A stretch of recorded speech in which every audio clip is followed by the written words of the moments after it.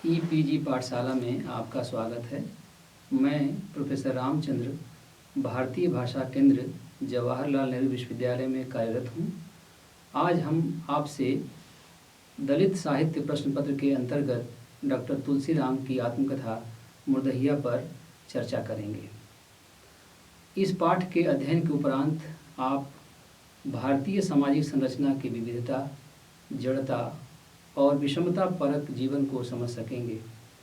हिंदू सामाजिक व्यवस्था की जटिलता में पलते जूझते दलित वर्ग के एक बालक की अंतर्व्यथा को जान सकेंगे।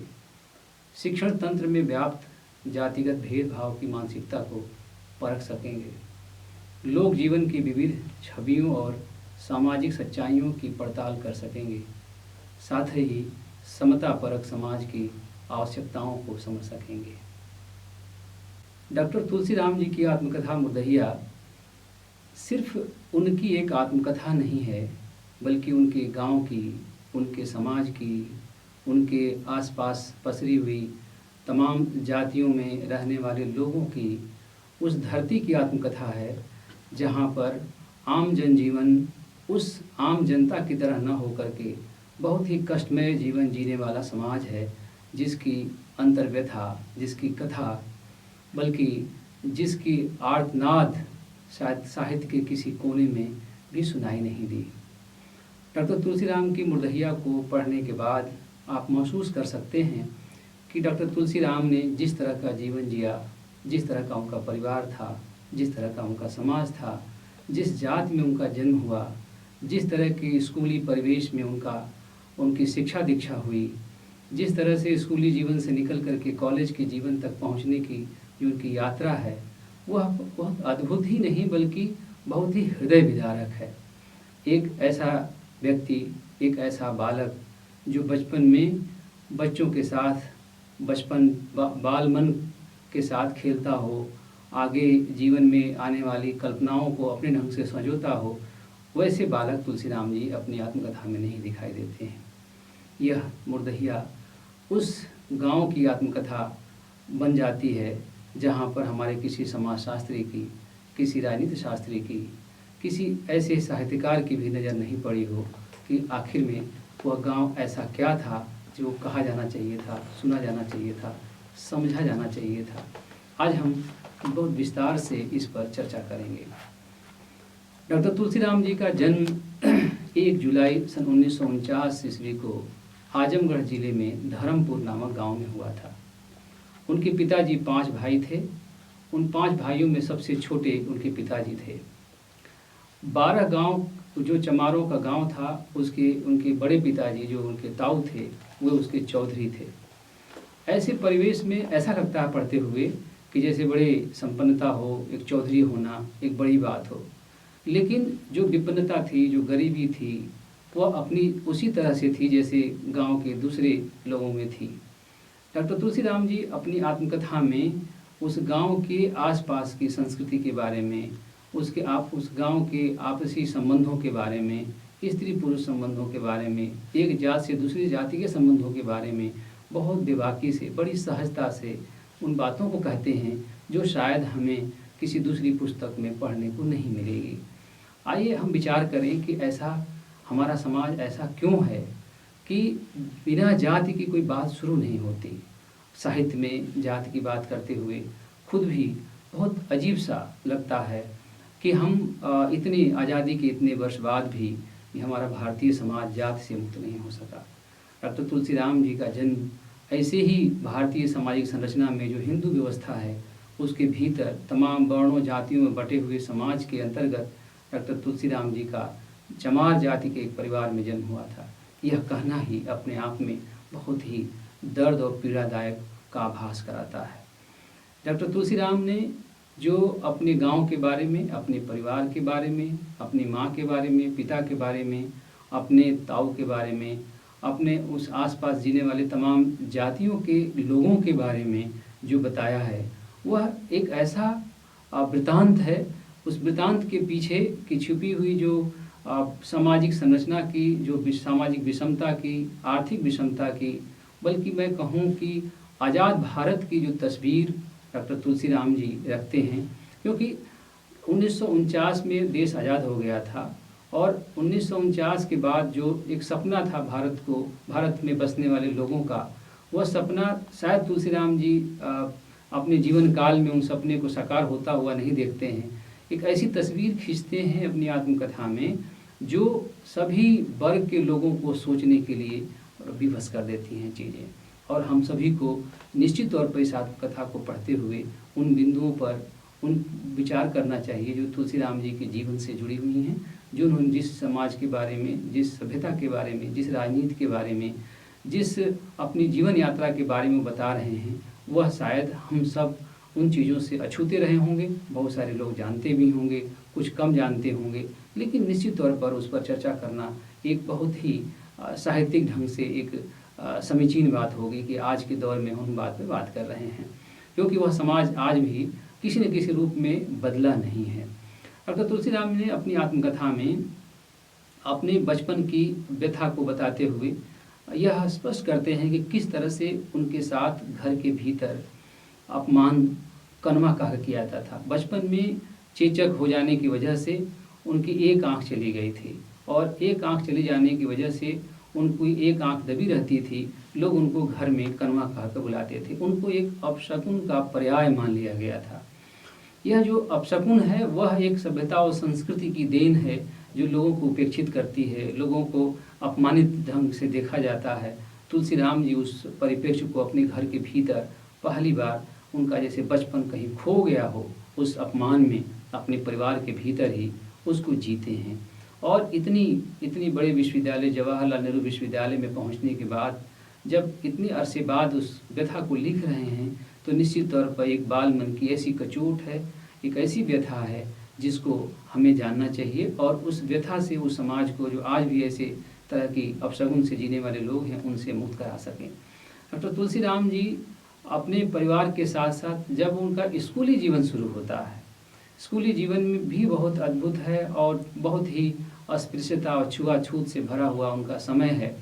उस अस्पृश्यता भरे माहौल में डॉक्टर तुलसीराम जी का जो बचपन है वह कैसा बचपन है जो एक बच्चे को पढ़ने का माहौल दे रहा था। शायद उन 13 की संख्या में बैठने वाले दलित बच्चों के बीच 5वें नंबर पर बैठने वाले तुलसीराम जी को कुछ अपने स्कूल में कुछ ऐसा आभास होता था कि शायद वह अपनों के बीच नहीं हैं, क्योंकि वहाँ जो मुंशी राम सूरत लाल मास्टर साहब थे वो उनको अक्सर ही चमरकीट कह के गालियाँ दिया करते थे। एक अध्यापक की यह प्रवृत्ति एक स्कूल में एक बालक के साथ की ऐसी छवि देख करके ऐसा लगता है कि हमारे विद्यालय, हमारे शिक्षण संस्थान कैसे हैं जो सभी बच्चों को बराबर नहीं समझते, और उन बच्चों के साथ एक शिक्षक का जो दायित्व होता है वो दायित्व का निर्वहन नहीं करते। यह आत्मकथा उस तरफ हमें खींच ले जाती है। उसी स्कूल में हेडमास्टर परशुराम सिंह हैं जो तुलसीराम जी की मेधा को देख करके उनकी सराहना करते हैं, उनको प्रोत्साहित करते हैं। तो ये 2 छवियां हैं, एक मुंशी राम सूरत लाल हैं, एक हेडमास्टर परशुराम सिंह हैं, और वहीं उसी स्कूल में संकठा सिंह उनके सहपाठी हैं जो उनको संबल देते हैं। इस तरह की छवियों को प्रस्तुत करने का, इस तरह के वातावरण को प्रस्तुत करने का एक आत्मकथाकार का क्या मकसद हो सकता है। इस आत्मकथा में यह एक बहुत ही संतुलित ढंग से प्रस्तुत होती हुई चीज़ दिखाई देती हैं। अन्यथा ऐसा महसूस कर सकते थे आप हम सभी कि कोई घृणा किसी के समाज के प्रति पैदा हो सकती थी। तुलसीराम जी के मन में आत्मकथा में लिखते हुए कहीं भी कोई घृणा किसी नहीं है। जैसा जीवन जिया, जैसा संबल मिला, जैसा सहयोग मिला, इस आत्मकथा में दिखाई देता है। उस स्कूल की एक और विशेष बात है जो शायद और भी विस्तार देती है तुलसीराम जी की कथा को, क्योंकि कथा सिर्फ तुलसीराम जी की नहीं है, यह पूरे उस गांव की है, बल्कि ऐसे तमाम उन गांवों की कथा है जहां पर ऐसी परिघटनाएं होती हैं। जो डिप्टी साहब थे जो समय समय पर उन स्कूलों को जांचने के लिए, पड़ताल करने के लिए आया करते थे, तो डिप्टी साहब दलित वर्ग के थे और संभवतः चमार जाति के थे, तो उनको चमार डिप्टी साहब के नाम से वहाँ के मास्टर साहब लोग उनको संबोधित करते थे उनकी अनुपस्थिति में। लेकिन आने के बाद जिस तरह की उनके पास उनका अधिकार था, जिस तरह के अधिकारी थे वो डिप्टी साहब, उस तरह से वह स्कूल के अध्यापक डरते भी थे। उस डर के बीच उन डिप्टी साहब का आना और फिर डिप्टी साहब को खाना खिलाने की जो पूरी कवायद है, कि वो अपने दिन में उस तरह के स्कूलों में दिन में भी खाना अध्यापकों के लिए बनता था। जब डिप्टी साहब के आने का समय था तो उस दिन खाना कैसे खिलाया जाएगा, किसकी थाली में खिलाया जाएगा, तो तुलसीराम से कहा गया कि आप अपने घर से लोटा और थाली लेके आना। उसमें डिप्टी साहब को उन स्कूल के अध्यापकों ने खाना खिलाया। यह जो पूरा तंत्र है जात व्यवस्था का, यह इसकी जो बुनावट है महीन, उसको बिल्कुल तुलसीराम जी बहुत सहजता, सजगता और सचेतन ढंग से उसको प्रस्तुत करते हैं कि किस तरह से स्कूल के अध्यापक एक अधिकारी के साथ जिसके अंतर्गत वह विद्यालय आता है, जो लोगों को नौकरी से निकाल सकते हैं, जो लोगों की सैलरी रोक सकते हैं, जो अनुशासनात्मक कार्रवाई कर सकते हैं, वह भय तो है, लेकिन वह भय जाति और भय के बीच में एक अजीब सा माहौल है उस स्कूल में, जो तुलसीराम जी ने बचपन में देखा था। उस स्कूल में तुलसीराम जैसे बालक को पानी नल को नहीं छू सकते थे पानी के लिए, कुएं की जगत को नहीं छू सकते थे, यहाँ तक कि अध्यापक पंडित मुंशी रामसूरत लाल की उपस्थिति में जो सवर्ण बच्चे थे उनको नहीं छू सकते थे। ऐसे माहौल में तुलसीराम जी तालाब में, पोखरों में जलकुंभियों से भरे हुए पानी को पीने के लिए अभिशप्त दिखाई देते हैं। लेकिन एक विशेष बात है कि उस बालक के मन में बचपन से लेकर के और अपने प्रौढ़ावस्था में तुलसीराम जी लिखते हुए किसी के प्रति घृणा नहीं व्यक्त करते। पढ़ते हुए आत्मकथा को ये लगता है कि यह आत्मकथा समाज को बदलने के लिए प्रेरित करती है, व्यवस्था को बदलने के लिए प्रेरित करती है।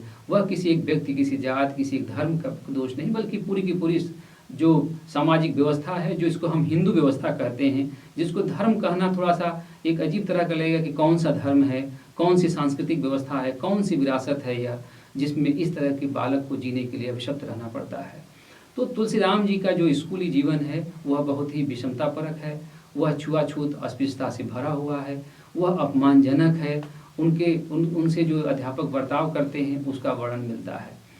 इस आत्मकथा का जो दूसरा पहलू है, जो तुलसीराम जी शुरू में ही वर्णन करते हैं कि किस तरह से उनको अपमान का पर्याय बना दिया गया था, और उस अपमान को याद करते हुए वह यह भी ध्यान दिलाते हैं अपनी आत्मकथा में कि उसी गांव में दो और भी ऐसे मनुष्य थे, स्त्री पुरुष, जो अपशगुन के पर्याय के रूप में थे।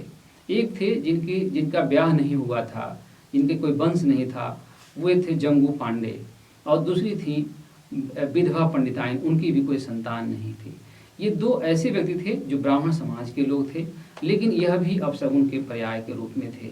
तुलसीराम जी इनको बहुत ही आदर से, इनको सम्मान से याद किया है कि कैसे इनके साथ सभी गांव के लोग बर्ताव करते थे। इनके मोहल्ले में जो चमारों की टोली थी, गांव था, मोहल्ला था, वहाँ पर जब जंगू पांडे आते थे तो वो जो नई नवेली दुल्हन होती थी उसको उनको अंदर कर दिया जाता था, क्योंकि उनको वंश नहीं होगा।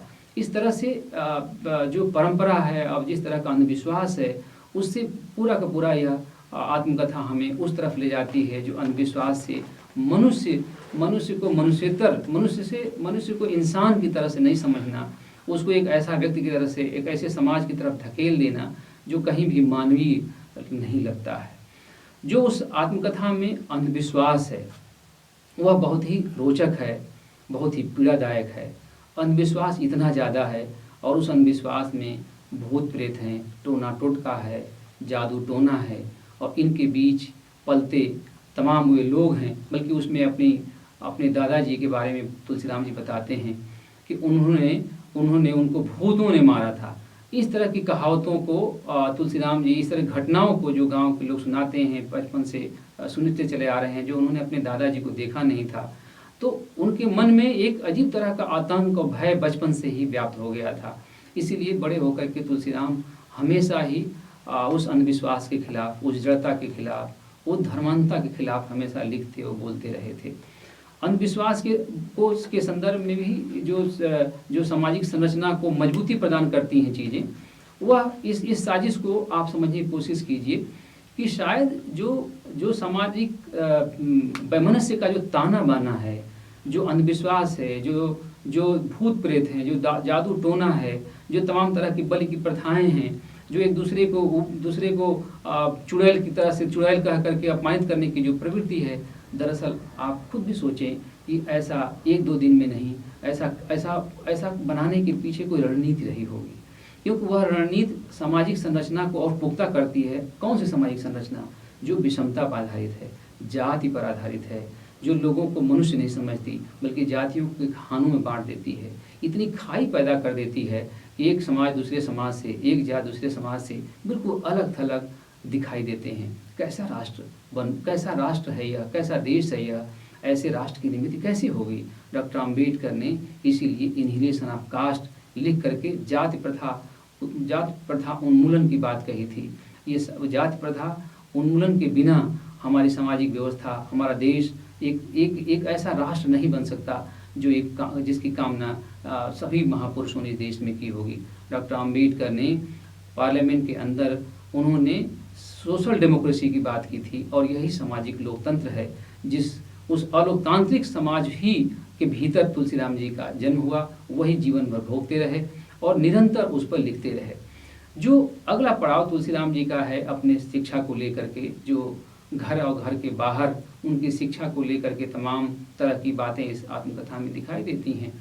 क्योंकि निश्चित तौर पर एक आर्थिक अभाव तो था ही। उस आर्थिक अभाव में कक्षा 2 में जाने के लिए, कक्षा 1 से कक्षा 2 में जाने के लिए पस्कराई जैसे कि एक घूस जैसी व्यवस्था का तुलसीराम जी वर्णन करते हैं कि उस स्कूल में मुंशी रामसूरत लाल जैसे तमाम शिक्षक थे जिन्होंने कक्षा 1 से 2 में जाने के लिए, हर एक कक्षा से दूसरी कक्षा में जाने के लिए वो एक तरह का पैसा लेते थे।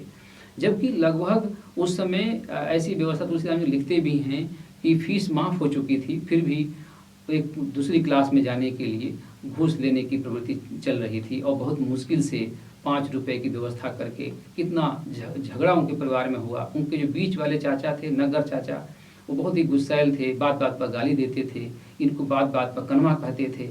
ये तुलसीराम जी के भीतर इतनी चीज़ें ये बैठी हुई हैं परिवार के भीतर भी। तो फिर ऐसी परिस्थिति में फिर भी उन्होंने वो पास कराई दिया, कक्षा 2 में गए। लेकिन कक्षा 2 में जाने के बाद फिर कक्षा 4 से 5 में जाने पर मुंशी रामसूरत लाल ने उनको फेल कर दिया। फिर जो हेडमास्टर परशुराम सिंह थे उन्होंने डांटा, फिर जाकर के ये सारी चीज़ें कक्षा 5 में गए। कक्षा 5 के बाद अगली पढ़ाई के लिए भी चिंता थी जो घर में बड़ी, इसके लिए तनाव की स्थितियाँ बनी हुई थी। लेकिन वो लगभग 10वीं तक पढ़े और 10वीं तक जाते जाते वो पहले अपने उस इलाके के कई किलोमीटर की दूरी में पहले ऐसे छात्र बने जिन्होंने 10वीं प्रथम श्रेणी से जिन्होंने पास किया 10वीं कक्षा को। उस प्रथम श्रेणी के बाद उनकी छवि बिल्कुल बदल गई। उनसे हेडमास्टर मिलने आए, जिनका वो स्कूल था, जो मालिक थे वो मिलने आए और फिर उनकी एक यात्रा शुरू हुई। लेकिन उसी में ही गांव के एक पंडित जी ने ये कहा कि ज़्यादा पढ़ने से आदमी बौरा जाता है और चाहते नहीं थे कि वो और अधिक पढ़ाई करें। एक तरफ यह परिप्रेक्ष्य समाज का, दूसरी तरफ एक ऐसा परिप्रेक्ष्य वहीं था जहाँ पर परशुराम सिंह जैसे अध्यापक, सुग्रीव सिंह जैसे अध्यापक जिन्होंने 30 रुपये दिया था, उन्होंने जब 10वीं के बाद वो 11वीं में पढ़ने के लिए आजमगढ़ जाने वाले थे और वहाँ जाने की उनको छूट नहीं मिल रही थी। उनको घर से शायद उनको ये ऐसा परिवेश पूरा पैदा कर दिया गया था कि घर से छुप करके उनको भागना पड़ा तुलसीराम जी को। सुग्रीव सिंह जैसे अध्यापक का 30 रुपया देना उस दौर में ऐसे दौर में जब शायद पैसे की बहुत मूल्य था, 30 रुपये बहुत कीमत होती थी और उस अध्यापक ने उनको दे करके उनको वहाँ पर भेजा आजमगढ़ पढ़ने के लिए। तो उनके जीवन में जिन अध्यापकों जैसे बलराम सिंह के स्कूल में थे जहाँ मुंशी रामसूरत लाल थे और वहाँ के हेडमास्टर साहब थे, उसके अलावा सुग्रीव सिंह थे, ये जो इनका जो सहयोग है, इनका जो संबल है, इसको बड़ी आत्मीयता से तुलसीराम जी ने आत्मकथा में याद किया है। जो गांव का जो पूरा माहौल है, उस गांव में निश्चित तौर पर यातना है, पीड़ा है, भूखमरी है। उस भूखमरी का एक और दृश्य प्रस्तुत करते हैं। अकाल के दिनों में जो भूखमरी होती थी उसका बहुत ऐसा जिक्र करते हैं और उसी जिक्र के दौरान हमें एक ऐसा परिप्रेक्ष्य उभर के आता है कि उस अकाल के दिनों में जो धान के खेत होते थे, जो कटाई के बाद उसमें पानी और उसमें नमी न होने के कारण उसमें दरारें पड़ जाती थी। उन दरारों को एक ऐसे सौंदर्यबोधी ढंग से प्रस्तुत किया है तुलसीराम जी ने कि उनको रेखा गणित की तरह से वो दरारें दिखती हैं, ऊंट और हाथी के सूंड की तरह से दिखाई देती हैं। ये दलित साहित्य का एक नया सौंदर्यबोध है जो इस आत्मकथा के भीतर पढ़ने को मिलता है। इस आत्मकथा का जो अगला पड़ाव आप देखेंगे, इसमें बहुत सारी बातें हैं जो कहने और सुनने लायक हैं, लेकिन कुछ विशेष बातें हैं जिन पर बात की जानी चाहिए और समझा जाना चाहिए। उन बातों को कहते हुए और सुनते और समझते हुए जब ध्यान आता है कि तुलसीराम जी जिस अंधविश्वास में जी रहे थे, उन अंधविश्वास से बाहर निकलने की वह छटपटाहट भी उनमें दिखाई दे रही थी। और इसीलिए बाद के दिनों में जब वह बौद्ध दार्शनिक के रूप में मैं उनको देखता हूँ और बौद्ध दर्शन पर उनकी अच्छी पकड़ होती है और आत्मकथा में वो झलक बार बार मिलती है। राहुल संकीर्त्यायन उसी जिले के थे। राहुल संकीर्त्यायन से बहुत प्रभावित होते हैं उस बचपन में, और आगे बढ़ते हुए क्रम में तुलसीराम जी एक ऐसे मोड़ पर पहुंचते हैं जहां 10वीं के बाद उनको और पढ़ाई करनी है, और 10वीं से उनको वहाँ 10वीं के बाद कोई स्कूल कॉलेज नहीं है, तो वो आजमगढ़ अपने गांव धर्मपुर से आजमगढ़ जाने की तैयारी करते हैं। उस तैयारी और उससे पहले एक और परिघटना है जो वहाँ के गाँव के बारे में, दूसरी जातियों के बारे में वर्णन करते हैं।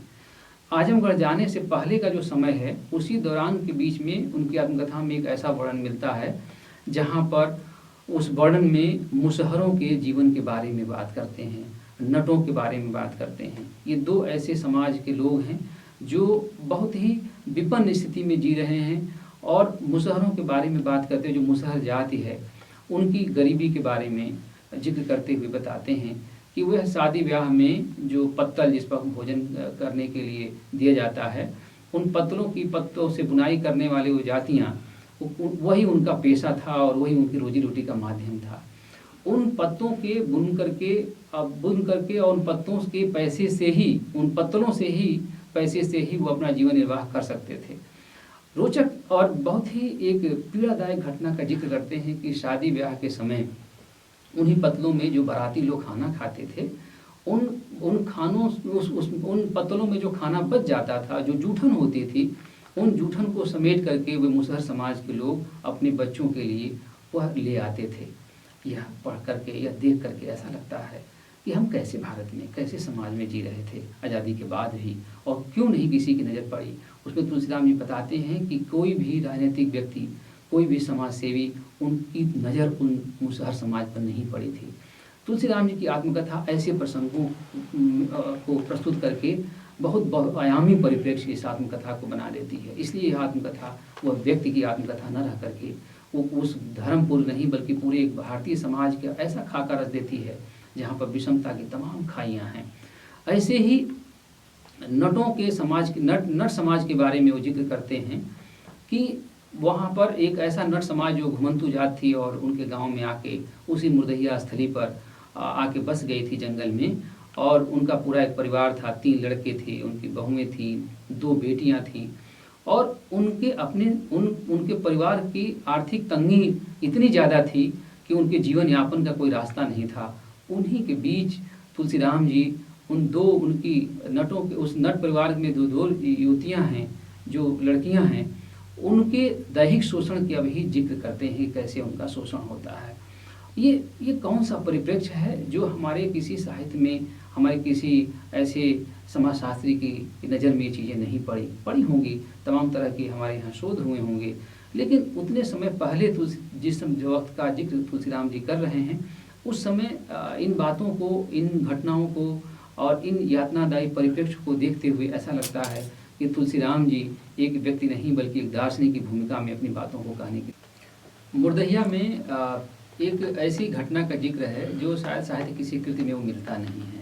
साहूकारी के बारे में तो बहुत सारी रचनाओं में, बहुत सारे उपन्यासों में या कृतियों में पढ़ने को मिलेगा, लेकिन मुर्दहिया में ब्राह्मण मुनाफाखोरी और ब्राह्मण साहूकारी के बारे में परिप्रेक्ष्य दिखाई देता है। उसमें एक घटना दिखाई देती है, पढ़ने को मिलता है। क्योंकि चूँकि तुलसीराम जी लिखते हैं आत्मकथा में कि दादा परदादा के समय से ही हरवाही का काम ब्राह्मण समाज के घरों पे, खेतों पे करना मजबूरी बन गई थी। उस मजबूरी में स्थिति ये होती थी कि अकाल के दिनों में बहुत ही विषम परिस्थिति हो जाती थी, और 1 शेर उधार लेने के बदले 1.5 शेर उनको चुकाना पड़ता था, और धीरे धीरे वह न चुका पाने पर वह चक्रवृद्धि ब्याज में बदलती चली जाती थी चीज़ें, और वह फिर झगड़े में तब्दील हो जाती थी। उस ब्राह्मण मुनाफाखोरी के खिलाफ एक चेतना इस आत्मकथा में दिखाई देती है। और तुलसीराम जी बताते हैं कि उनके जो चौधरी चाचा थे, जो सबसे बड़े थे पिताजी से, वे सबकी सहमति से इनके कुएं के पास एक ऐसी रेखा खींच दी जाती थी और दोनों रेखाओं के आर पार एक तरफ ब्राह्मण समाज के लोग होते थे, दूसरी तरफ दलित वर्ग के लोग होते थे और उसमें भी स्त्रियां आगे होती थीं। और एक उस युद्ध को एक तरह से कुरुक्षेत्र के युद्ध की तरह से तुलसीराम जी ने याद किया है और उसको उन्होंने कूर की लड़ाई के रूप में कहा है। फिर उसमें उस जिक्र को पढ़ते हुए और महसूस करते हुए ऐसा लगता है कि जो एक चेतना की का बीज जो है अंकुरित हो रहा था। और तुलसीराम जी जो जिक्र करते हैं अपनी आत्मकथा में कि जब आजमगढ़ पढ़ने गए तो वहाँ पर डॉक्टर अंबेडकर छात्रावास था, जिसको हरिजन छात्रावास के नाम से लोग पुकारते थे। तो वो डॉक्टर अंबेडकर से जब पहली बार उनका उस नाम को जानते हैं और फिर बाद में के दिनों में जब बौद्ध और डॉक्टर अंबेडकर के दर्शन को समझने की कोशिश करते हैं तो वो अपने को जोड़ते हैं कि उस समय किस तरह का बदलाव आ रहा था। एक और प्रसंग है जो शायद किसी सभी दलित आत्मकथाओं में घूम फिर कर मिलता है। एक तो मरे हुए जानवरों का चमड़ा छील करके जीवन यापन करना और मरे हुए जानवरों के मांस को खाना। ये दो ऐसी चीज़ें हैं जो संभवतः किसी दूसरे समाज के साथ ऐसा नहीं देखा जा सकता है।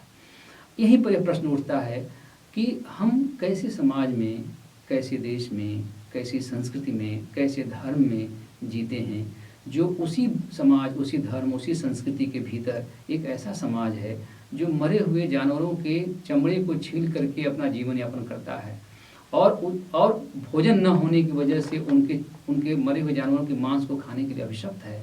बल्कि तत्काल ही नहीं बल्कि आने वाली उस कड़की के दिनों में, बल्कि जो भूखमरी की स्थिति जब होगी तो उसके लिए उन मरे हुए जानवरों के मांस को धूप में खूब सुखा करके उसको रखने की प्रवृत्ति के बारे में भी अपनी दादी के द्वारा बताई गई चीज़ों को तुलसीराम जी लिखते हैं। साथ साथ यह भी लिखते हैं कि धीरे धीरे आज़ादी के बाद इसका विरोध होने लगा था और मानते हैं कि शायद डॉक्टर अंबेडकर के आंदोलन का प्रभाव उनके यहाँ तक भी पहुँचा होगा और जो लोग मरे हुए जानवरों का मांस खाते थे, खाना नहीं छोड़े थे, उनके खिलाफ दंड विधान भी की व्यवस्था भी कर दी गई थी। इन्हीं के बीच में वो तमाम उन दंड विधानों में वहाँ की नैतिकता अनैतिकता के बीच तमाम सामाजिक शारीरिक संबंधों और गर्भवती होती स्त्रियों की तमाम कथाओं के बारे में वर्णन करते हैं। जो इस आत्मकथा के भीतर जो सबसे एक ऐसा प्रसंग है जिसको शायद याद करके ऐसा लगता है कि तुलसीराम जी ने अपने अलावा उनको भी आत्मीयता दी है, उस समाज को भी आत्मीयता दी है जहाँ पर उसी समाज के भीतर शोषण होता है। सुदेश्वर पांडे की बेटी जिनके खेत पर इनके पिताजी हरवाही करते थे तुलसीराम जी की, उनकी बेटी जो आशा थी वह उसी स्कूल में पढ़ती थी और 5वीं क्लास में वह पढ़ते समय नाले में, जो स्कूल और इनके गांव के बीच में जो नाला पड़ता था और बरसात के दिनों में भर जाता था, बच्चों को जाने के लिए, पार करने के लिए दूर का कोई दूर रास्ता पुल था, वहाँ जाना पड़ता। तो यह सरल रास्ता था तो सभी बच्चे उस नाले से पार होकर के जाते थे। उस नाले को इनके पिताजी ने कई बच्चों को पार कराने की बात तुलसीराम जी लिखते हैं अपने पिताजी के बारे में, यहाँ तक कि अध्यापकों को भी इनके पिताजी उन नालों को में पार कराते थे। लेकिन इस आत्मकथा में जो सुदेश्वर पांडे की पुत्री हैं आशा, 5वीं क्लास में पढ़ती हुई, वह एक ऐसी घटना है कि स्कूल जाते समय वह देख रही कि कहाँ पर कम पानी जिससे वो चली जाए। 5वीं क्लास में पढ़ने वाली लड़की, उस समय की उस उम्र में लड़कियों को साड़ी पहना दिया जाता था। तुलसीराम जी उसका जिक्र करते हैं।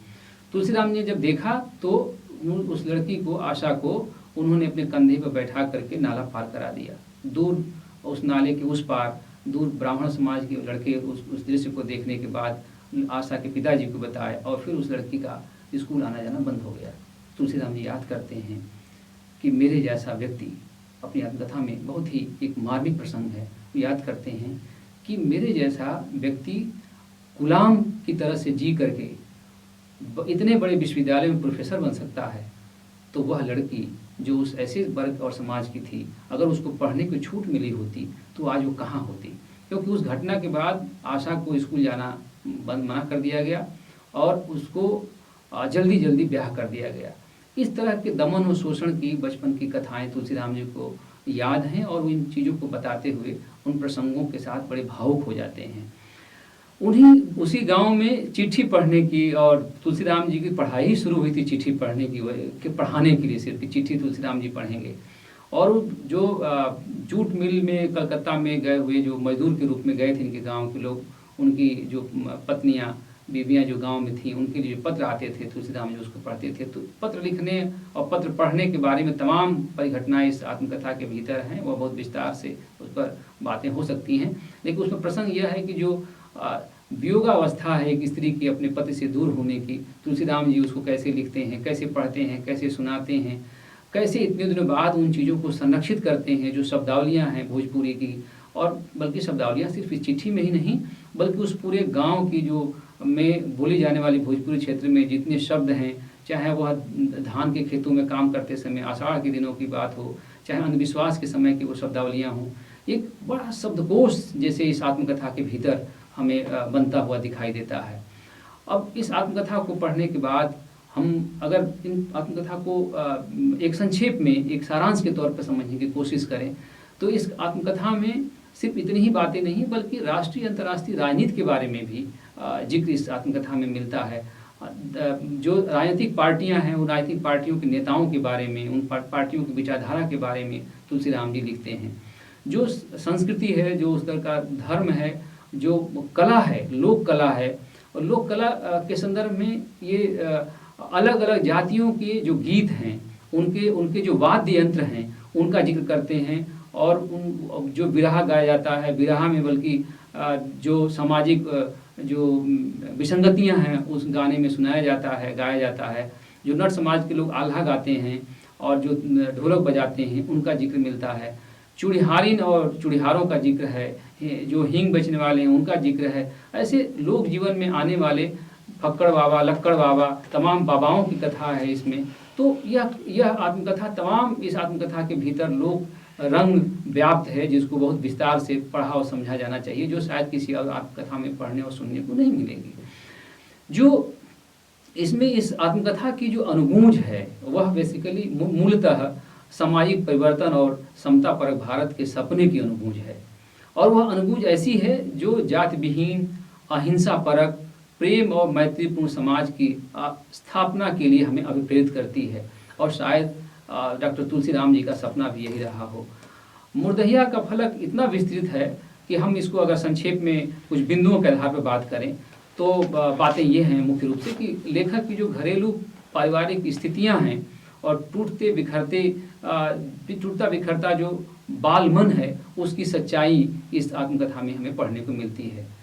पाठशाला में मौजूद जो जातिगत भेदभाव और अपमान का बोध है वह इस आत्मकथा को बहुत ही पढ़ते हुए किसी भी पाठक के मन में एक ऐसा भाव भर देता है कि एक शिक्षकों के प्रति, शिक्षा के प्रति, उस पूरे शिक्षण तंत्र के प्रति एक ऐसा भाव पैदा होता है कि यह क्यों ऐसा है, इसको तुरंत बदल देना चाहिए। जो इस आत्मकथा में ग्रामीण संस्कृति और सामाजिक सांस्कृतिक रिश्तों की जो कहानियाँ हैं जो लगातार बन बिगड़ रही हैं, जिसमें नैतिकता है, अनैतिकता है, मूल्य हैं, मान्यताएं हैं, परंपराएं हैं, अंधविश्वास है, वो एक बनती हुई एक ऐसा गुच्छ इस आत्मकथा में दिखाई देता है। जो इस आत्मकथा में लोक जीवन है, लोक रंग है, लोक नृत्य हैं, लोक संगीत है, उसी के भीतर मुर्दहिया की अपनी त्रासद गाथा है। यह अद्भुत है, इसका संगुफन बहुत अद्भुत है कि तमाम त्रासद गाथाओं के बीच लोक रंग, लोक जीवन, लोक नृत्य और लोक संगीत की इसमें जो छाप है, इसको जो अनुगूंज है, जो इसमें इसको एक नया परिप्रेक्ष्य और साहित्य का परिप्रेक्ष्य पैदा करती, रूप बनाती है, देती है, आकार देती है। और इन्हीं के बीच तरह तरह की विभिन्न तरह की भूमिकाओं में विभिन्न तरह के चरित्र हमें दिखाई देते हैं।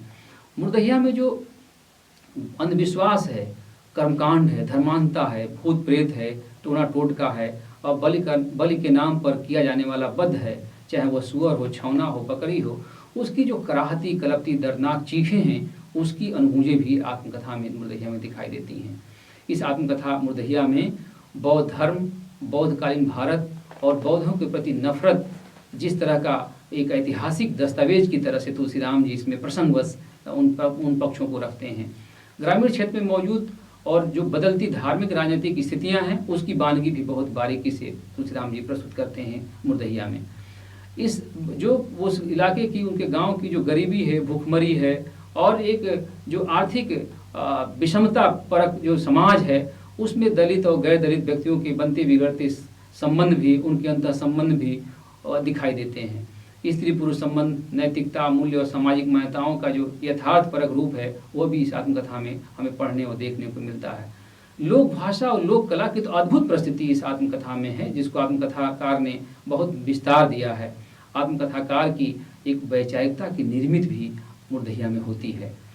यथा स्थितिवाद के भीतर से निकलते हुए चेतना का नया स्वर दिखाई देता है और शायद उस चेतना के निर्मित की खोज तुलसीराम जी की इस आत्मकथा में हमें मिल सकती है। जो बेगारी प्रथा है और उस बेगारी प्रथा के खिलाफ जो दलित चेतना का क्रमिक विकास है वो भी इस आत्मकथा में आप महसूस कर सकते हैं। चेतना के विकास में दलित स्त्रियों की भूमिका का रेखांकन निश्चित तौर पर एक ब्राह्मण मुनाफाखोरी के रूप में दिखाया गया है। अंततः हम कह सकते हैं कि अपमान, अनादर, घृणा, गरीबी, भूखमरी और शोषण के बीच प्रेम, सहयोग और संबल इस आत्मकथा के अद्भुत प्रसंग हैं जो इसको विशिष्ट बनाते हैं। यही व्यापकता इस कृति को अन्य से विशिष्ट बनाती है।